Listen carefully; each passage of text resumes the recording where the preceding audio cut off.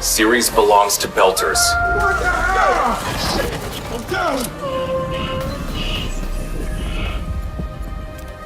I didn't become a mercenary to run away from my enemies.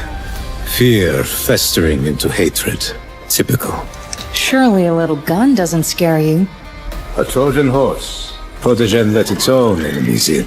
An enemy of my enemy is my friend?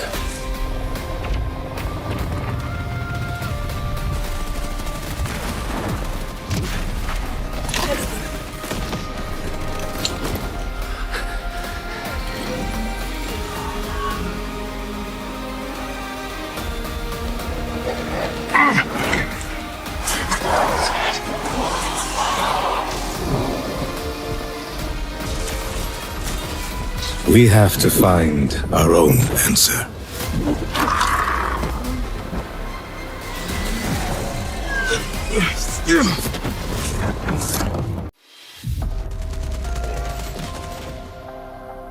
It was like another life. Everything made sense to you. Oh, you're back already? Wait, so you flew in on that? Now, every voice, a tight beam. Protogen will easily turn this into a massacre if they want. We need him alive! Locked on to you, like a torpedo. Do not!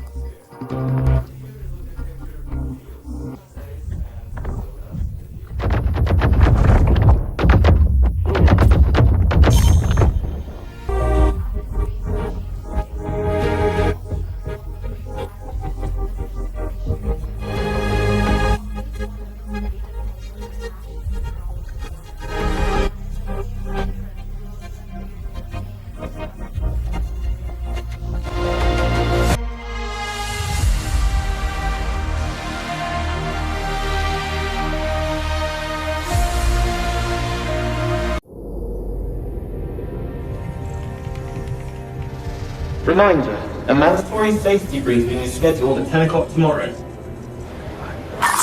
We've got casualties! Move! Move! Time to end this! Ground control to Private J. Says you daydreaming again? I am. See, so we just need to shoot a few more unlucky bastards and done. Us two merry mercs can finally have some shore leave. Where are you hoping we dock? How about Ganymede? Fresh veggies from the domes, no damn tube protein, and some cranky Martian Marines itching for a fight with their UNN counterparts. I'll pass. Other options? Ceres?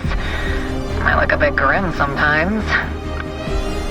And OPA extremists are working overtime to set the station on fire. But it is the largest port in the belt, with a bar guide the size of the UNN's desk jockey manual. You told me you were tired of bars just yesterday. I said I'm tired of drinking with Luciana. She remembers too much and me too little. Forget Ceres, then. My suggestion? Eros.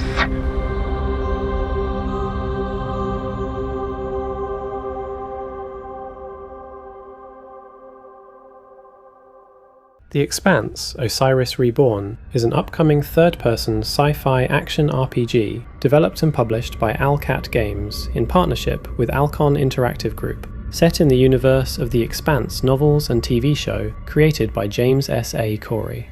It's targeting a spring 2027 release for PC via Steam, Epic Games Store, GOG and Microsoft Store, as well as PlayStation 5 and Xbox Series X and S, and it'll be available on Xbox Game Pass Ultimate from day one. So let me just talk about why I'm genuinely hyped about this one, because on paper it sounds almost too good. Alcat, right? These are the people who made the Pathfinder games and Warhammer 40,000 Rogue Trader, so they have this incredible reputation for deep narrative CRPGs with real weight and consequence to every decision. And now they're completely stepping out of their comfort zone with a third-person action RPG, which is a massive genre shift for them. And honestly, from what we've seen so far, including a closed beta that launched in late April 2026, it looks like they might actually nail it. The game runs on Unreal Engine 5, performance in the beta has already been described as very solid, and it supports DLSS, FSR, and XESS with frame generation, so the technical foundation is there. The story is where this gets really exciting. You play as a Pinkwater security mercenary, basically just a hired gun, who's taking some well-earned shore leave on Eros Station when the protomolecule outbreak hits and the entire station goes into lockdown. Expanse fans are going to recognise that immediately as the Eros incident, which is one of the most harrowing moments in the whole series, and that's your starting point. You and your twin sibling Jay barely escape, end up commandeering a ship called the Gemini, described as the most advanced vessel in the solar system, and suddenly you're caught up in a conspiracy that spans the entire solar system, way above your pay grade as a merc. And I love that framing, because it's so true to the Expanse's tone. You're not some destined hero, you're just a person who was in the wrong place at the wrong time, and now has to figure out how to survive and who to trust. The story covers roughly the events from Leviathan Wakes through to the end of Caliban's War, so books 1 and 2, or seasons 1 through the first half of season 3 if you watch the show. That's a really meaty chunk of lore to work with. Character creation lets you choose from 3 origins, Earther, Martian, or Belter, which is directly tied to the political and cultural tensions at the heart of the Expanse.